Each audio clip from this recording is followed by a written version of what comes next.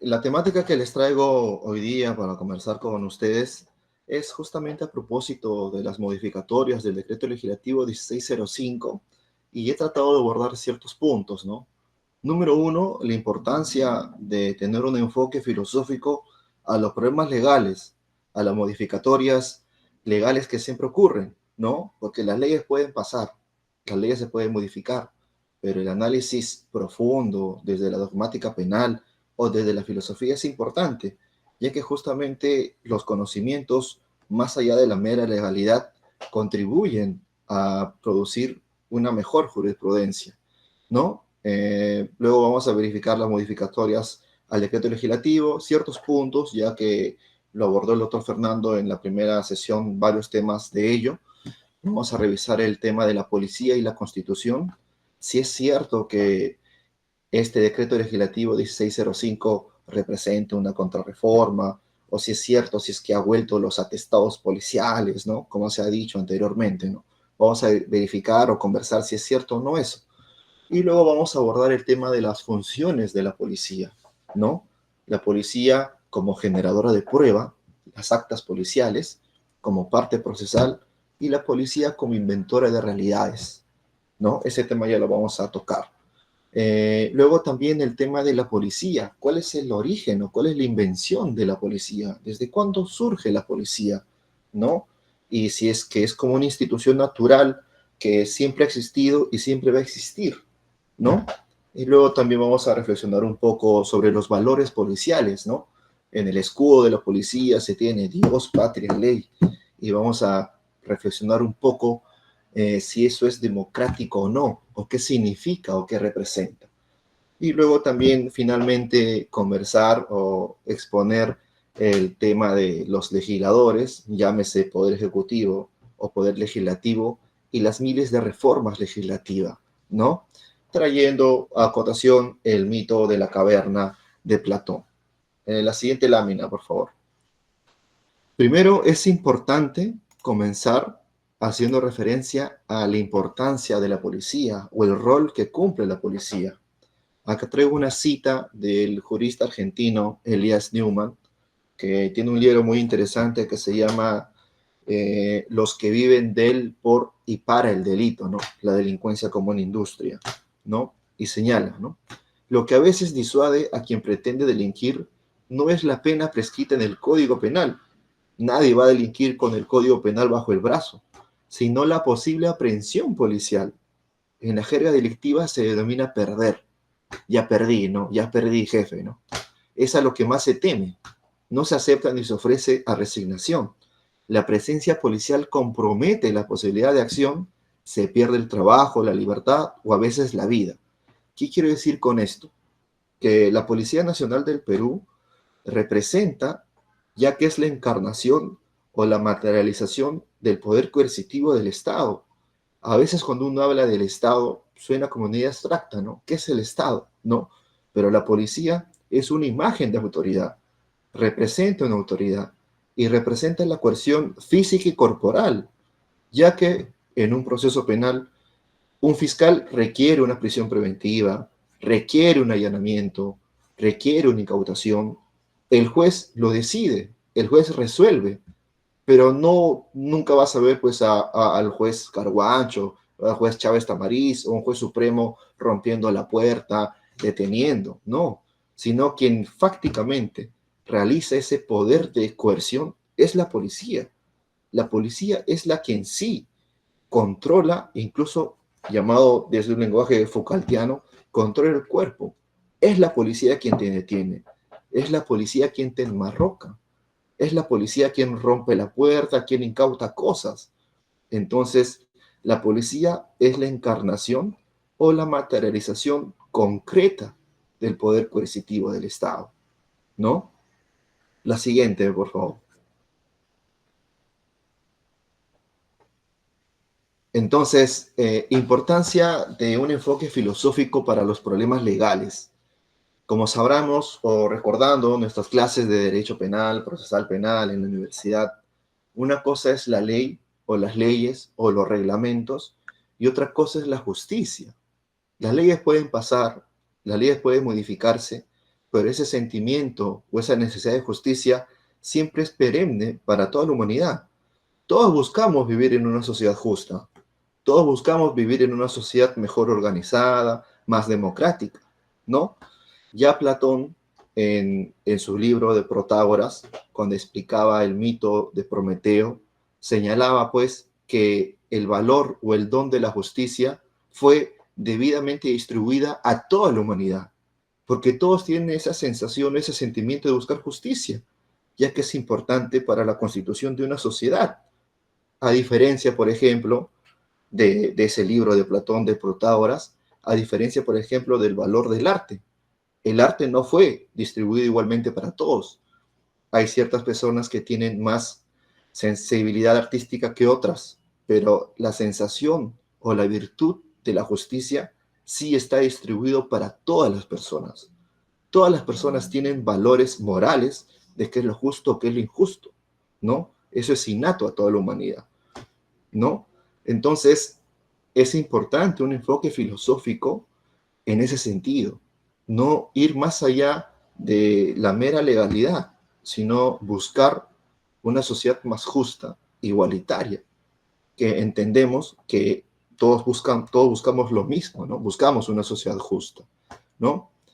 Por otro lado, también hay que tener conciencia de la ubicación de las ciencias jurídicas en el conocimiento humano. El derecho penal muchas veces se dice, y el derecho procesal penal muchas veces se dice que fagocita o toma conocimiento de otras ciencias, de otras disciplinas, de la psicología, la historia, la filosofía. No se puede entender esas lecturas jurídicas o del derecho penal, procesal penal, de, por ejemplo, Gunther Jacobs, ¿no? La teoría sistemática o funcionalista del dolo y todo ello, sin, por ejemplo, la sociología de Niklas Luhmann, o de la psicología, ¿no? Que ahora está bastante en boga el tema de la psicología del testimonio, ¿no? Viene de la psicología. Entonces, el derecho penal y procesal penal toma de otros conocimientos, acoge ciertos conocimientos, ciertas partes para enriquecerse, ¿no? Entonces, el derecho penal como tal también es filosofía, solamente que no se le da la importancia de la misma, ya que tiene que ver con la antropología filosófica. ¿Qué noción de libertad tenemos para culpar a una persona y llevarla presa? ¿Qué noción de libertad tenemos? Las teorías generales de la pena, las teorías relativas de la pena, la prevención general, prevención especial. ¿Cómo se puede entender eso, por ejemplo, sin analizar la propuesta de Immanuel Kant?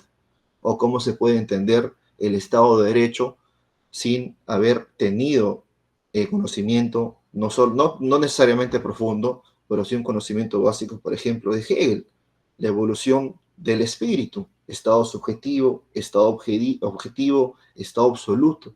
Entonces, la filosofía es perenne o es innata en el derecho penal, ¿no? Aquí traía a colación un texto o una parte del texto de jurista Eugenio Rosa Faroni que señalaba, ¿no? Que a diferencia de las ciencias sociales y políticas, el saber jurídico penal va omitiendo la historia o lo separa, y hasta se difunde la idea de que los estudios históricos no se ofrecen utilidad o no ofrecen utilidad alguna para la praxis jurídica, pero no solo se aparta de sí de la historia, sino que este fenómeno forma parte de un sensible aislamiento de la ciencia jurídico-penal respecto de las ciencias sociales e incluso de las políticas, lo que es muy peligroso cuando se trata de un saber que pretende orientar decisiones de un poder del Estado, que como tal no puede menos que ser político y aspirar a proyectarse con efectos sociales. Entonces, cuando hablamos de temas de derecho, y más aún cuando hablamos de temas de derecho penal, procesal penal, por supuesto que son temas políticos. Es implícito el contenido político que está dentro de las reformas penales, procesales penales, ya que implica darle más poder al Estado para limitar derechos y ya que implica disminuir el valor de la libertad en pro de un pensamiento carcelario o en pro, entre comillas, de luchar contra el crimen organizado y todo ello, ¿no? Entonces, quería traer a colación y compartirles a ustedes que el derecho penal como tal es filosofía porque implica una antropología filosófica, ¿no? La siguiente. Entonces, ya se ha abordado que este decreto legislativo 1605 ha introducido un conjunto de modificatorias en el Código Procesal Penal, ¿no?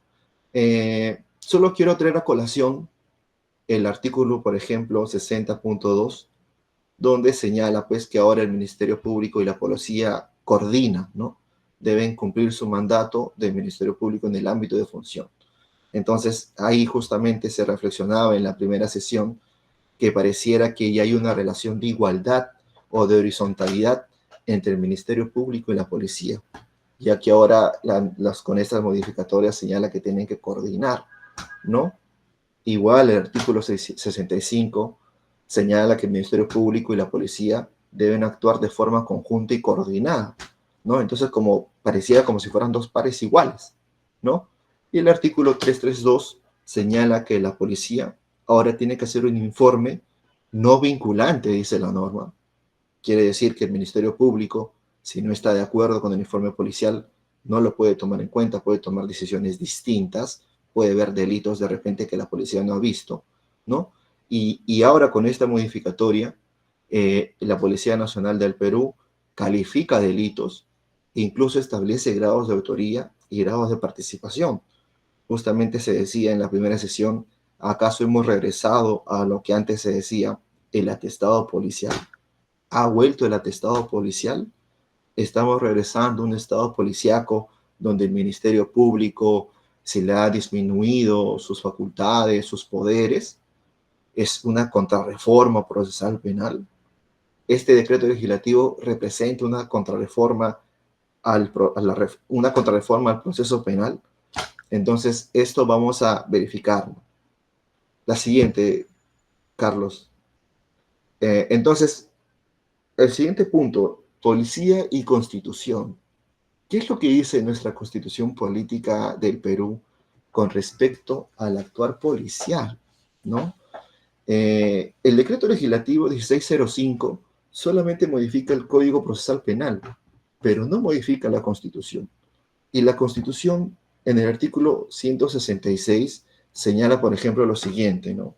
La Policía Nacional tiene por finalidad fundamental garantizar, mantener, restablecer el orden interno, presta protección y ayuda a las personas y a la comunidad, garantiza el cumplimiento de las leyes y la seguridad del patrimonio público y del privado, previene, investiga y combate la delincuencia, vigila y controla las fronteras. Entonces, uno puede decir que la Policía Nacional del Perú, por mandato constitucional, puede investigar los delitos. Este artículo 166 no señala o no lo vincula a la investigación de los delitos con el Ministerio Público, sino le da cierta autonomía a la Policía Nacional del Perú, ¿no? Porque dice, previene e investiga y combate la delincuencia. Incluso utiliza ese término de guerra, ¿no? Combatir, combate la delincuencia, como si estuviéramos en una guerra, ¿no? La guerra contra la delincuencia, ¿no? Investiga y combate. Por otro lado, el artículo 4 del título preliminar del Código Procesal Penal, que no fue modificado, señala en el numeral 2, el Ministerio Público está obligado a actuar con objetividad, indagando los hechos constitutivos del delito, los que determinen y acrediten la responsabilidad o inocencia del imputado. Con esta finalidad, conduce y controla jurídicamente los actos de investigación que realiza la Policía Nacional. Conduce y controla jurídicamente. Conducir, uno conduce algo, ¿no? Y controlar, uno controla algo jurídicamente, es decir, controla solamente el aspecto jurídico de algo y conduce solamente el aspecto jurídico de algo. Entonces, cabe la pregunta, ¿no? ¿El Ministerio Público tiene un control absoluto sobre las actuaciones policiales? No necesariamente. ya que el artículo 4 del título preliminar, que no ha sido modificado, que ya está esta normativa de hace tiempo, desde el 2004, ya limita o reduce la facultad del Ministerio Público con respecto a la policía. Dice que conduce y controla jurídicamente los actos de investigación que realiza la policía. Tal vez uno podría decir, ahora tiene sentido que en esas modificatorias justamente señala, ¿no? Que la fiscalía investiga el delito, ¿no? Establece la estrategia del mismo, pero la policía establece la estrategia operativa. Tal vez hay una diferencia entre una conducción jurídica y una conducción operativa, ¿no? Pero vayamos un poco más a revisar cuál ha sido la genealogía o cuál ha sido la historia de cómo poco a poco la policía ha tenido cierta autonomía o se ha venido empoderando en este rol o en esta función de investigar un delito. La siguiente lámina, por favor. Entonces, vayamos. La evolución de las funciones del Ministerio Público en la investigación del delito. Primero, antes de la Constitución de 1979, ¿no? El Ministerio Público no era una institución autónoma o constitucionalmente autónoma, sino pertenecía al Poder Judicial. En la Constitución de 1979, ya en su artículo 250.5, señala que la Fiscalía debe vigilar e intervenir en la investigación del delito desde la etapa policial o promover la acción penal de oficio o a petición de parte. Interesante el término, vigilar, ¿no?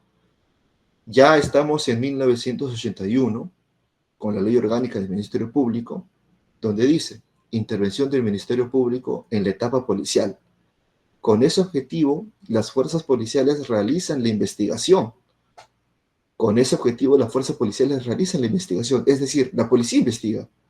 El Ministerio Público interviene en ella orientándola en cuanto a las pruebas que sean menester actuar y la supervigila para que se cumplan las disposiciones legales pertinentes, ¿no? Entonces, en el 79 teníamos que la Fiscalía vigilaba las actuaciones policiales.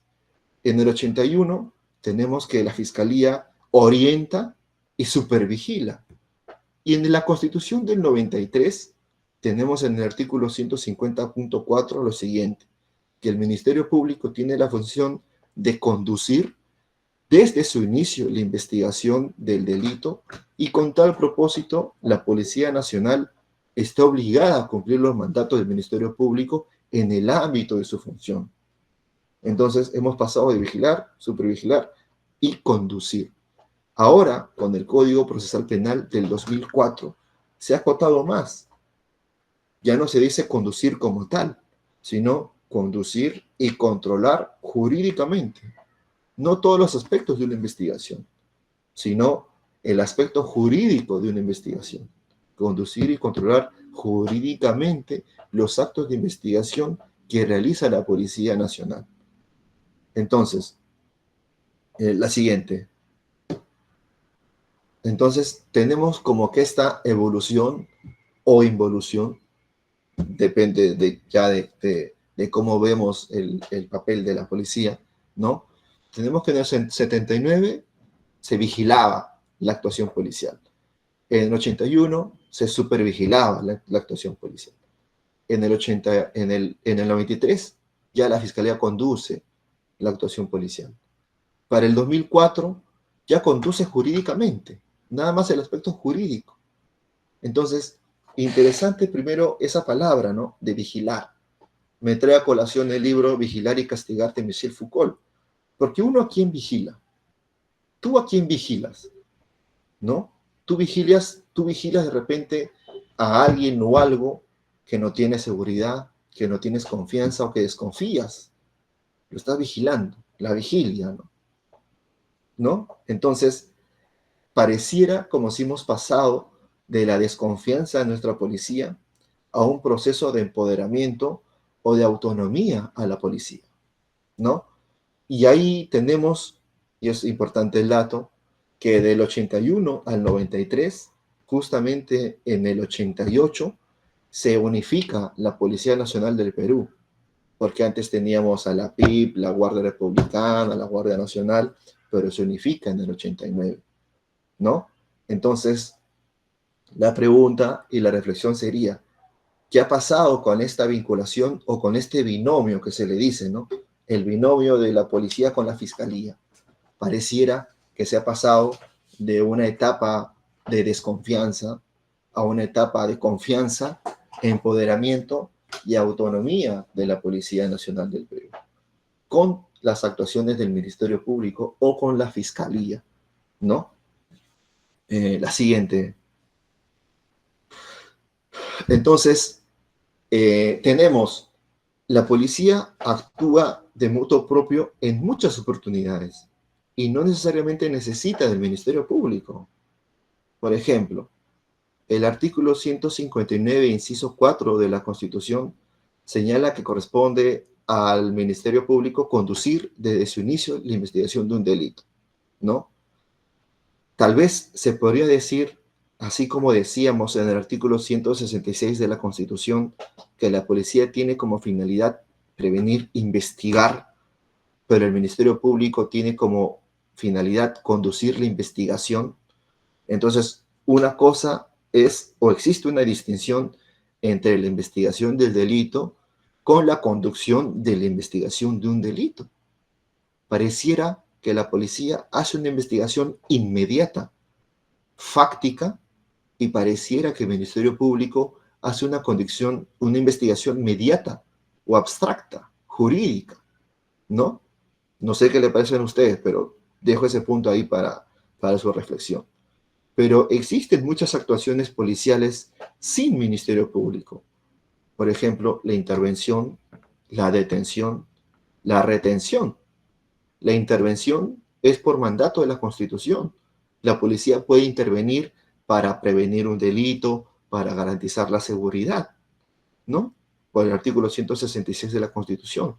Y la policía también puede detener sin necesidad del Ministerio Público. Por ejemplo, pues en los casos de la flagrancia, ¿no? En flagrante delito, la policía te puede detener, ¿no? Entonces, es importante también tener en cuenta que la policía tiene el monopolio de la detención, porque tiene la preparación física para ello. Digo en sentido teórico abstracto, ¿no? O sea, la policía se le prepara para ello, ¿no? Te enmarroca, te detiene, te pone al suelo. Es el control corporal y físico de una detención. No necesariamente lo hace el fiscal, no lo hace el fiscal, no lo hace el juez. El fiscal requiere, el juez decide, pero la policía es quien ejecuta, quien tiene el poder corporal y fáctico de someter a un detenido físicamente, ¿no? Pero también la policía puede retenerte. Por ejemplo, en los casos cuando te piden tu DNI o de identificación, la policía te puede retener. Artículo 25, 205, numeral 4, 4.1. Si no te identificas, te puede llevar a la comisaría por el plazo de 4 horas si eres ciudadano peruano o por el plazo de 12 horas si eres extranjero. La figura de la captura como tal no está regulada en el Perú. Entonces, ¿cuáles son las diferencias o cuáles son las semejanzas entre una intervención, una detención y una retención? Y todas estas las hace la policía autónomamente, sin fiscalía, ¿no? No toda intervención es una detención. Puede ser una retención y no toda intervención deviene en una retención o en una detención. ¿Qué quiero decir? Por ejemplo, si la policía de tránsito le pide a un chofer, ¿no? Su papel, su boleta de conducir, su registro de propiedad y todo está bien, ello es un acto propio de una intervención policial, pero no necesariamente esa intervención policial va a devenir en una detención. Si todo está ok, el policía de tránsito deja pasar al ciudadano con su vehículo, ¿no? Y también, por ejemplo, si ocurre el incendio de una casa se está incendiando y necesitan apoyo policial, ahí la policía interviene, ¿no? Pero puede pasar, por ejemplo, que en una intervención policial, donde la policía tiene fundados razones que una persona tiene objetos delictivos en sus cosas, te puede pedir, y si encuentra tal vez de repente drogas, armas, te puede detener, tal vez. Entonces, toda intervención no necesariamente deviene en una detención y no necesariamente deviene en una retención, ¿no? Y todas estas actuaciones las hace la policía de mutuo propio, sin el Ministerio Público. Obviamente que luego tiene que dar cuenta el Ministerio Público si es que ya ocurre una detención, ¿no? En flagrancia, no se tiene que dar, informar a su familiar, su derecho al abogado y todo ello, ¿no? Entonces, tenemos que hay actuaciones policiales, por decirlo así, autónomas que hace la Policía Nacional del Perú, ¿no? Entonces, dejo también ahí, tal vez para el debate o la conversación, si se podría decir esa diferencia, que la policía hace la investigación inmediata y fáctica y el Ministerio Público conduce la investigación y realiza una investigación mediata y abstracta, ya que la Fiscalía hace el ejercicio de subsunción, hace el ejercicio de encuadrar una conducta identificada por la policía en la realidad y que la misma se suma un delito, ver sujeto activo, conducta típica, eh, causal de antijuricidad, ¿no? Puede ser o no puede ser. Fiscalía, investigación inmediata y abstracta, y policía, investigación inmediata y fáctica, puede ser. La siguiente lámina. El otro aspecto de la policía es el aspecto probatorio de la policía, porque la policía produce pruebas y produce pruebas importantes y que la defensa tiene que estar muy atenta a estos temas de las actas, ¿no? La policía en sus intervenciones o en sus detenciones produce actas, ¿no? Entonces, según el manual de documentación de la policía, ¿no? Resolución Electoral 776-2016, el acta es la descripción detallada de una actuación o hecho relacionado con la función policial cuya finalidad es dejar constancia de lo acontecido. Su denominación variará dependiendo del cual se le da fe, ¿no? Se dice que el acta es de hechos y no de dichos. ¿Será cierto eso? Que el acta es de hechos y no de dichos, ¿no? Tenemos en el ámbito normativo el artículo 120, numeral 1 del Código Procesal Penal, que dice que la actuación documentada se tiene que documentar por medio de acta. Es por ello que hay un conjunto de actas: acta de intervención, acta de detención, acta de lectura de derechos, acta de registro personal, ¿no? Acta de incautación, se produce por actas, ¿no?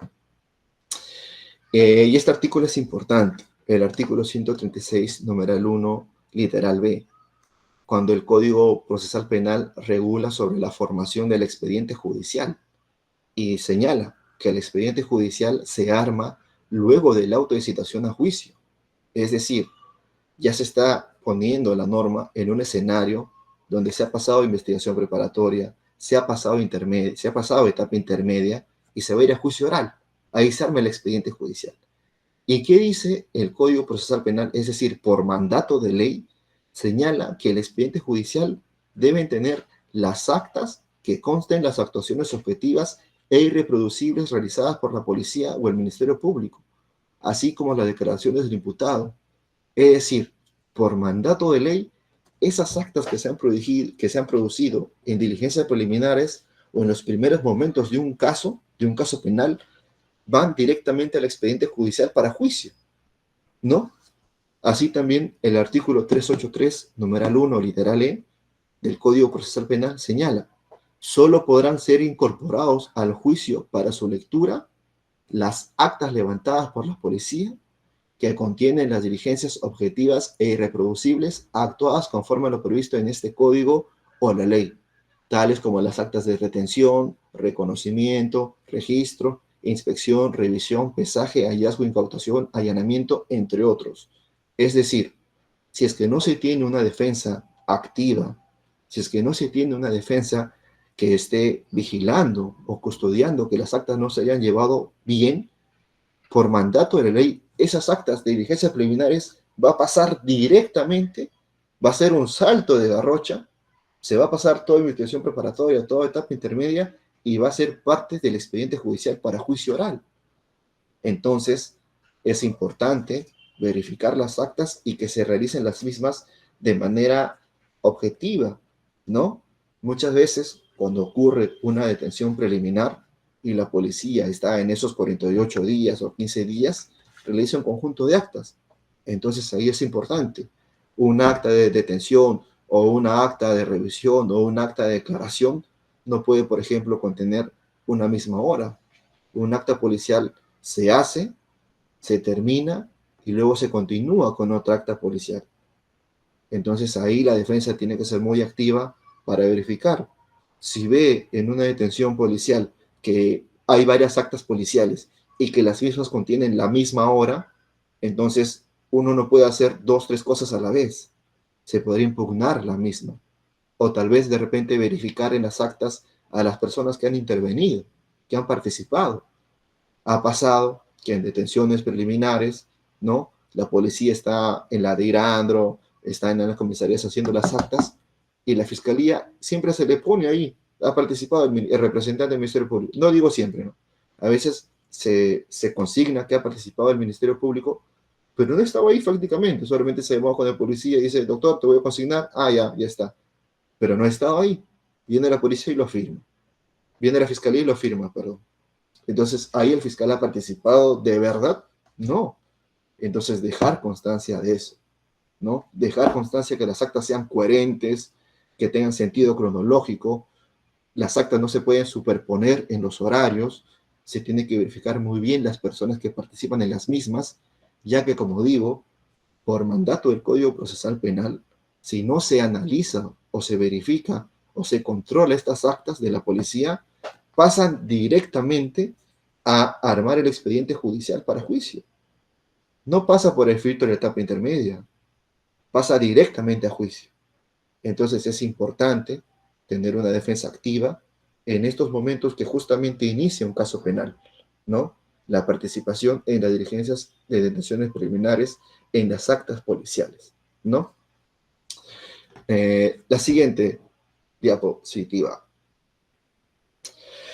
Ahora, otra función de la policía. Entonces, estamos viendo que la policía es una parte procesal, porque tiene que investigar el delito, como dice la Constitución. Pero también la policía genera prueba, es generadora de pruebas, produce las actas policiales, ¿no? A diferencia incluso de la fiscalía. Una disposición fiscal o un requerimiento fiscal, eso no es prueba. Lo que es prueba es lo que hace la policía. Entonces, qué importante o qué interesante rol cumple la policía. Es parte policial, es generadora de pruebas, pero ahora últimamente se está dando que la policía también es inventora de realidades, inventa realidades. ¿A qué me refiero con esto? Al problema de las organizaciones criminales. Y esta es la pregunta. ¿Una organización criminal tiene origen o es inventada? Se sabe que la policía tiene esa metodología de inventar nombres, ¿no? De organizaciones criminales. Por ejemplo, los cogoteros de Caquetá, los malditos del norte, los elegantes de la política, la organización criminal Las Manos Limpias, los gatilleros de Guaidó, los injertos, los destructores, los ángeles de Charlie, los ediles de la política, los teletubbies de Pamplona, los chamos del norte, los cuellos blancos del puerto, ¿no? Entonces, ¿qué es lo que quiero decir cuando una cosa es la invención de una organización criminal y otra cosa es decir que esa organización criminal tiene un origen, ¿no? Cuando se habla de la palabra invención es para no decir la palabra origen. Y acá traigo a colación la reflexión que hace Michel Foucault en su libro La verdad y las formas jurídicas, cuando hace referencia a que Friedrich Nietzsche, ¿no? Nietzsche dice que Schopenhauer, otro filósofo, cometió un error al buscar el origen de la religión en un sentimiento metafísico que estaría presente en todos los hombres y contendría de manera anticipada el núcleo de toda religión. Entonces ahí Nietzsche decía que la religión no tiene un origen, sino que fue inventada. ¿En qué sentido? En que si la religión tuviera un origen en un sentimiento humano, ya implica que ese sentimiento religioso estaría implícito en el ser humano. y todos los seres humanos o toda la humanidad será religiosa. Pero no es así, ¿no? No existen muchos seres humanos, llámese hombres o mujeres, que no son religiosos. Entonces, la religión no tiene un origen. Cuando hablamos de origen, implica que ya está implícito ese atributo de por sí, sino que fue inventado, apareció en un momento de la historia, y es una invención que viene de afuera, ¿no? Y es importante el tema de las palabras. A veces esto pasa con la policía y con la fiscalía, que pareciera que basta que la fiscalía y la policía ponen nombre a estas organizaciones criminales ya para darles existencia, ¿no? Es porque la policía o la fiscalía dice, ¿no? Inventa un nombre rimbombante, y ya el hecho de nombrar un conjunto de personas y ponerle etiquetas, eso ya le da por sí origen o existencia real a esa presunta organización criminal. Claro que no. Solamente a través de la historia fue Dios en el libro de Génesis, quien con la palabra dio existencia a las cosas, ¿no? Dios en el libro de Génesis cuando decía, ¿no? Hágase la tierra, hágase los mares, hágase los animales, los bosques, las plantas, y justamente se generó, se creó, ¿no? Desde un enfoque religioso, ¿no? Entonces solamente Dios, con el poder de las palabras, dio existencia a las cosas. Pero en el caso de la fiscalía y la policía, solo porque la policía y la fiscalía dice y le pone nombres, ¿ya le da la existencia a las cosas como tales? Por supuesto que no. Por eso hay un uso y abuso de los nombres, de ponerle nombre a organizaciones criminales pensando que con eso ya se le da existencia a las cosas. Y eso no es así. Por ejemplo, en el expediente 260-2014 del primer juzgado penal colegiado nacional, la fiscalía ahí atribuía la existencia de una organización criminal llamada Los Cariocos, donde incluso estuvo procesado Gerson Calle, ¿no? Llamado Caracol, ¿no? Y ahí los jueces dijeron que no, que esa organización criminal llamada Los Cariocos no existía, y la absolvieron. Y por otro lado, también tenemos el expediente 11-2020 del tercer juzgado de investigación preparatoria nacional, también de la Corte Nacional, donde declaró fundada una tutela de derechos, disponiendo el cese de la denominación o nombre de una presunta organización criminal por vulnerar derechos a la dignidad de los investigados, ¿no? Entonces, también es importante tener en cuenta ello. No porque la fiscalía o la policía inventan un nombre, ya quiere decir que la sola invención o la sola afirmación nominal le da existencia a las cosas. Ha habido casos que ha habido investigaciones por organizaciones criminales de 10, 5, 15 personas, y las mismas ni se conocían, no tienen comunicación entre ellos, pero cada vez se flexibiliza más este tema de las organizaciones criminales y hacen toda una tipología, hacen referencia a redes criminales, tipologías uno y todo un conjunto de ideas que ha flexibilizado este fenómeno de las organizaciones criminales, ¿no? Entonces, por eso decía, incluso recuerdo que en el 2018, cuando comenzó el caso de los cuellos blancos del puerto del Callao, cuando ese caso estaba en manos de la fiscal Sandra Castro, le hicieron una entrevista en el periódico El Comercio, ¿no? Y ahí le preguntaban, oye, ¿cómo surgió esta organización criminal llamada los cuellos blancos del puerto? Y la fiscal decía que, como estaban escuchando o haciendo escuchas telefónicas de otra organización criminal llamada las Castañuelas de Richport, escucharon unas escuchas telefónicas donde las comunicaciones pareciera que fuesen de magistrados. Entonces dijo, ah, no, este caso son los cuellos blancos. Y la policía vino y dijo, ah, este caso son los cuellos blancos del puerto del Callao. Entonces, los cuellos blancos del puerto del Callao, ¿tiene un origen o fue inventada por la policía y la fiscalía? ¿No?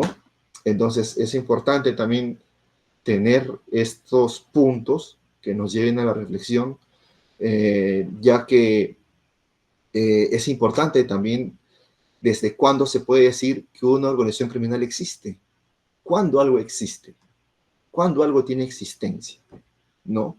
¿Cuándo podemos decir en un proceso penal que una organización criminal existe? Si se entiende que cuando inicia diligencias preliminares, la imputación de la fiscalía es una hipótesis, un podría ser, podría existir, no que existe como tal, ¿no? Pero cuando ya se podría decir, oye, sí, se ha acreditado que esta organización criminal existe como tal, y le doy esa afirmación ontológica de existencia. El sentido común podría decir que eso se podría afirmar ya con una sentencia condenatoria, ¿no? Se ha probado, se han actuado las pruebas y hemos llegado a la certeza de que la organización criminal, los cogoteros de Caquetá, los malditos del norte, existe, ¿no?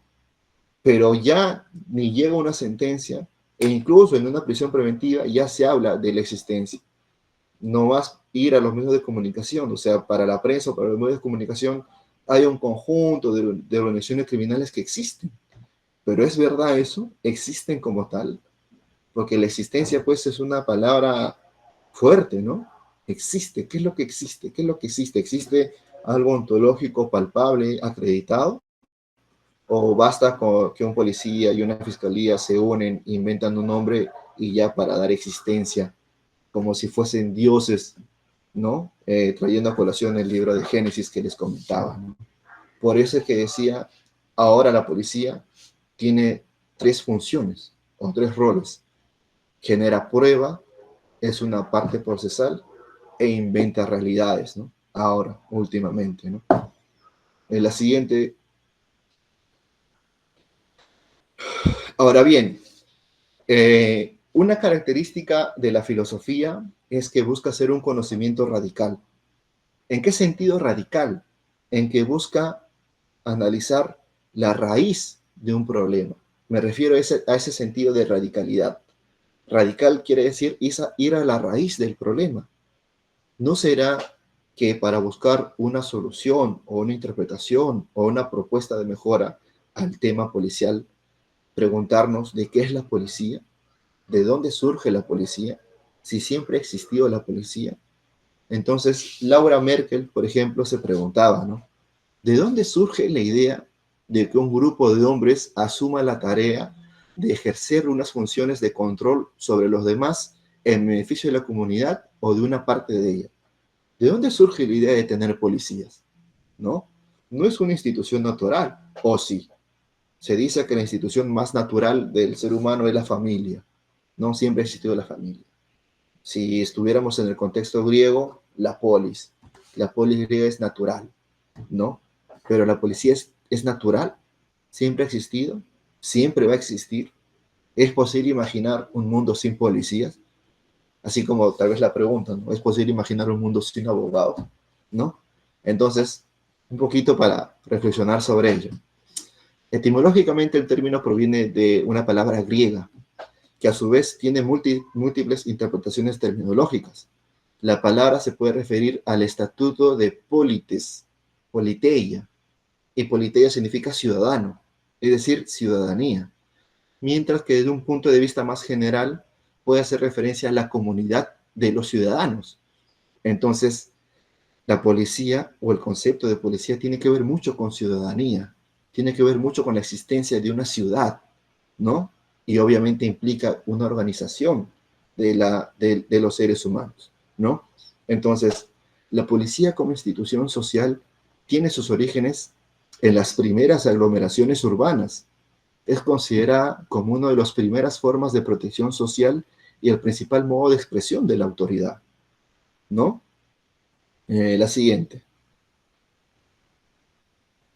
Entonces, vayamos al antiguo régimen. Cuando me refiero al antiguo régimen, me estoy refiriendo al contexto histórico antes de la Revolución Francesa, ¿no? Las monarquías absolutistas y todo ello. Se dice que en el antiguo régimen el sistema de poder se caracterizaba por la confusión de funciones. La función policial dependía de instituciones heterogéneas, independientes entre sí, ¿no? Y me refiero a la función policial, a la función de control territorial, ¿no? De ser una imagen de autoridad, de resolver conflictos, de proteger bienes. Entonces, en el antiguo régimen, esas funciones eran muy heterogéneas. Respondía a los señores laicos o eclesiásticos, a capitanes, generales, a órdenes militares, ¿no? A municipios, a gremios, a corporaciones, ¿no? Hasta mediados del siglo XIX fue el ejército la primera fuerza policial del país. Ya en la Revolución Liberal constituye un esfuerzo de racionalización administrativa inspirada en dos principios básicos: la división de poderes destinada a garantizar el ejercicio de los derechos del individuo y la unidad administrativa que se deriva de la igualdad de los ciudadanos ante la ley. Entonces ya con la figura del Estado moderno surge la necesidad de unificar esa fuerza que representa la autoridad de un Estado moderno para que constituya un control territorial de los ciudadanos, ¿no? La siguiente.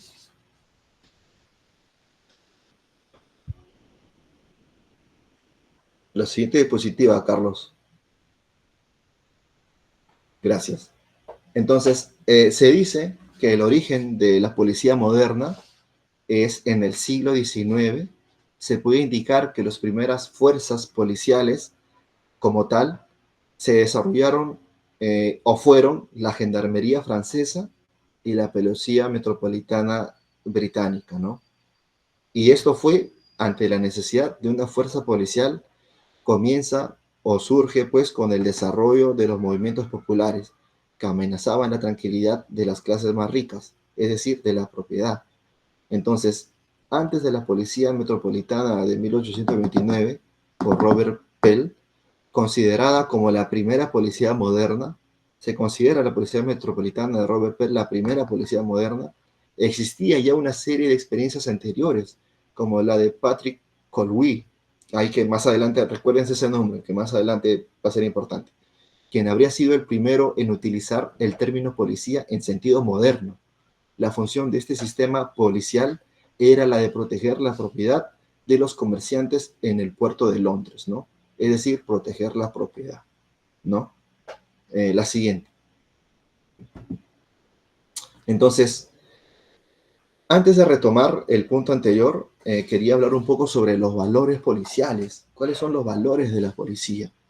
¿No? Y esto tiene que ver justamente con la reforma, contra la reforma, o por qué no la policía va de la mano con las reformas del Ministerio Público, o por qué se mantiene esa imagen de desconfianza ahora con este decreto legislativo último, ¿no? Se dice que es una contrarreforma, que es peligroso darle poder a la policía.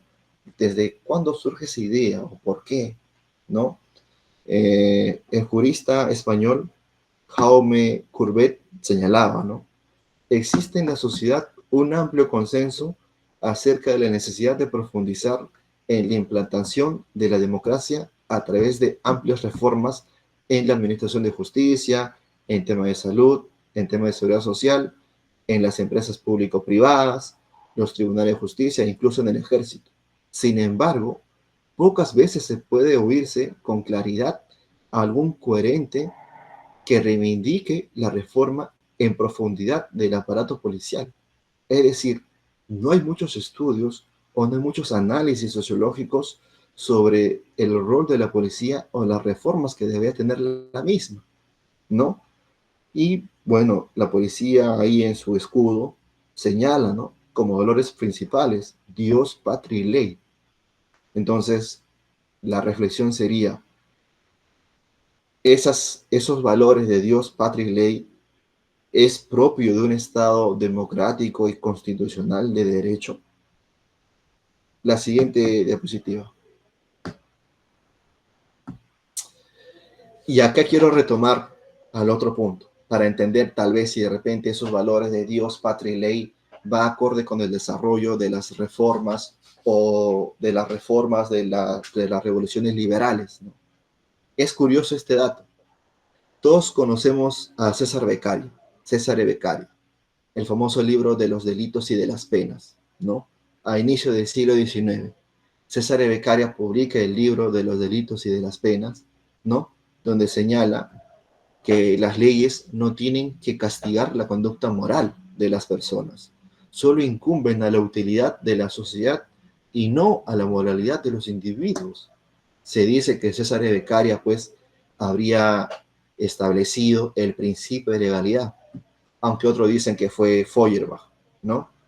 Pero justo en este contexto, mientras César Beccaria proponía como un principio fundamental para el sistema penal el principio de legalidad, justo coincidentemente, casi en esa misma coyuntura, surgió el libro Tratado de la Policía de la Metrópolis, de Patrick Coleman, ¿no? Que era un pensador inglés, fundador de la policía inglesa. Publicó el libro Tratado de la Policía de la Metrópoli, donde señalaba justamente que el primer principio de todo sistema penal debe ser la moralidad, ¿no? Es decir, donde Beccaria dice que la ley no tiene relación con lo moral, dado que solo incumbe al interés de la sociedad, Colby, fundador de la policía inglesa, dice que tiene relación con el interés social, dado que sanciona la moralidad. Es decir, al parecer, las reformas del pensamiento liberal iban para un lado, pero el pensamiento o el creador de la policía inglesa iba para el otro lado. Por un lado, las ideas modernas propugnaban el principio de legalidad, pero a contrario sensu, la policía como tal iba en otro lado, ¿no? Entonces, en el ámbito peruano, cuando en el 88 se crea la Policía Nacional y se unifica la PIP, la Guardia Republicana, la Guardia Nacional, ¿habrá habido esa revolución en ideas? ¿Habrá habido esa democratización de la policía? O tal vez mantengan esos valores antiguos y que no son acordes a un Estado social y democrático. Tal vez. La siguiente diapositiva, Carlos. Entonces, si vamos a los valores que establece, ¿no? Dios, patria, ley. Dios. ¿A qué Dios se refiere? La policía, ¿por qué tiene Dios como un valor principal? ¿No? A través de la historia de la humanidad, la imagen de Dios ha ido cambiando. En el mundo griego existían los dioses paganos, ¿no? Zeus, Hades, Afrodita, eran dioses muy humanizados, ya que tenían muchas conductas humanas e incluso existían semidioses. Pero luego viene la modernidad y tenemos, por ejemplo, a Spinoza, ¿no? Que él proponía que Dios no solamente estaba en la figura del hombre, sino también en las plantas, en la naturaleza, en los ríos, porque Dios se manifiesta en todas partes. Es lo que se dice el panteísmo. Dios está en todo. Pero luego ya viene el catolicismo con la imagen del Dios católico, ¿no? Un Dios abstracto, un Dios genérico, un Dios todopoderoso. Entonces tenemos la imagen de un Dios pagano, tenemos la imagen de Dios naturaleza y tenemos la imagen del Dios abstracto, el Dios católico. Entonces, ¿a qué Dios se hace referencia la Policía Nacional del Perú cuando pone como valor principal a Dios? ¿No se supone que en un proceso de secularización se entiende que el Estado debería ser laico? Es decir, no es posible imaginar policías que sean ateos o agnósticos. Igual con la figura de la patria, un mundo globalizado sin fronteras comerciales, con fenómenos de migración, mantener la patria como valor primordial es propio de un Estado constitucional de derecho. Y finalmente con el tema de la ley. Las leyes son manifestaciones de los poderes de turno. Los poderes de turno es que emiten las leyes. Pero obviamente que hay cosas más importantes que las leyes. Justamente en la carrera de Derecho nos dicen que la ley es la manifestación explícita de la norma, pero del poder de turno. Antes de la ley, ¿qué está? Los principios, la interpretación, incluso los valores, ¿no? Los valores, la justicia, la verdad, ¿no? Entonces, ¿por qué no hacer una transmutación de los valores? Como decía Friedrich Nietzsche en su libro El Anticristo, ¿no? Transmutación de todos los valores, cuando justamente criticaba la moral cristiana, ¿no? Como un rezago de un platonismo adecuado a la época. ¿Por qué en vez de decir Dios, patria, ley, por qué no decir dignidad? Si el artículo 1 de la Constitución dicen que la dignidad es el fin supremo de la sociedad y del Estado. ¿Por qué no la policía tiene como valores dignidad, honestidad y solidaridad? ¿O por qué no dignidad, verdad? ¿O por qué no dignidad, verdad templanza, coraje. ¿Por qué no? ¿Por qué tiene que ser Dios, patria, ley? Tal vez tal vez esto representa que no ha existido una evolución paralela o acompañada de nuestras instituciones al haber adquirido o la influencia de las ideas del Estado moderno, ¿no? De las revoluciones liberales, ¿no? Entonces, dejo eso para compartir con ustedes, ¿no? La siguiente diapositiva. Finalmente, el tema de las reformas legislativas. Tenemos un Congreso, tenemos un Poder Ejecutivo que siempre pues emiten leyes, ¿no? Emiten leyes, reformas, aparentemente para luchar contra la delincuencia, ¿no? Entonces acá quería traer a colación el mito de la caverna. Todos sabemos que Platón, en su teoría del conocimiento, hablaba sobre el mito de la caverna, ¿no? En el sentido de que aparentemente este mundo sensible era un mundo aparente, no eran las cosas como tal, ya que la verdad de las cosas era salir de la caverna, ¿no? Entonces, ¿a qué quiero decir? ¿Será verdad que con la emisión de decretos legislativos, leyes modificatorias o entre otros, se lucha de verdad contra la delincuencia? ¿Acaso ello no es una mera creencia o un mito? Raúl Eugenio Ruiz Zaffaroni decía en su libro La palabra de los muertos lo siguiente, ¿no? Haciendo referencia a la criminología mediática. La criminología mediática en relación a que las leyes penales del Estado justamente responden a esa prensa mediática como si la criminalidad de poca monta fuese el problema real o único de la delincuencia, ¿no? De la criminalidad. Entonces ahí Zaffaroni decía, ¿no? La criminología mediática, con su causalidad mágica, impulsa reformas legales más desopilantes. La imagen transformada en ley también es una cuestión mágica. Nuestros antepasados dibujaban los animales de presa en las paredes de las cavernas, pues por pensamiento mágico, al poseer la imagen, creían poseer el objeto representado. Ahora la imagen es la descripción de lo representado en el boletín oficial del peruano. Es el mito de la caverna, pero no de Platón, sino de los cavernícolas. ¿Qué quiere decir? Que los legisladores pueden tener la creencia o el mito que luchan contra la delincuencia, emitiendo leyes y leyes y leyes, pero eso no necesariamente per se implica una lucha como tal contra la delincuencia, ¿no? Entonces nuestros legisladores estarían actuando como cavernícolas o estarían dentro del mito de la caverna, pero no de Platón, sino de los cavernícolas, ¿no? Que pretenden luchar contra la delincuencia y tal vez se sientan bien emitiendo leyes, pero no necesariamente es así, ¿no?